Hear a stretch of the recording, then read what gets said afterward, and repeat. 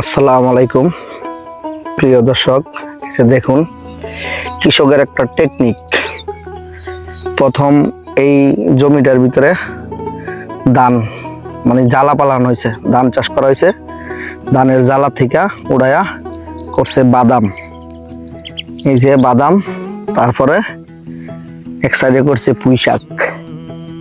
এই যে পুঁই শাক, এখানে করছে ভেন্ডি, এটা ভেন্ডি করছে। তারপরে আরেক সাইডে করছে কি সুন্দর আল্লাহর নিয়ামত ফসল, এই যে টমেটো ক্ষেত করছে। আর আমার এক মামাই করছে এই যে সুন্দর টমেটো। এই টমেটো পাকার পরে উড়ানোর পরে অন্য এক ফসল ফালাইব, ঠিক আছে। এই যে টমেটো উড়ানোর পরে অন্য এক ফসল করব।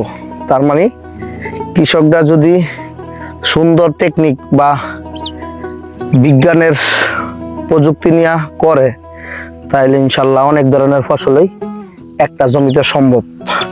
এই যে আরেক পাশে হইল ধইনা পাতা। এই যে দেখেন কত সুন্দর ধইনা পাতা। এই যে এইলো ধইনা পাতা, আরেক সাইড হইলো মাশাআল্লাহ, দিলে দেখেন ঠিক আছে ফলন কত সুন্দর, বাম্পার ফলন। আল্লাহর নিয়ামত এই কৃষিকাজ, ঠিক আছে। কৃষকরা এই সাইড হইলো আবার পেঁয়াজ, এই যে পেঁয়াজ, এই সাইড হইলো পেঁয়াজ, ঠিক আছে। তাহলে একই ক্ষেতে ইনশাল্লাহ নানা রকমের ফসল সম্ভব, যদি টেকনিক খাটায় করতে পারে, ঠিক আছে। এই যে দিগন্ত, এই যাবার এই সাইডে দা এই ফসল ওঠার পরে আবার টমেটো চারা এক সাইডে লাগানো দিয়ে হয়েছে। এই সাইডে হইলো যে মরিচের বাম্পার ফলন, ইনশাল্লাহ কত সুন্দর মরিচ ক্ষেত।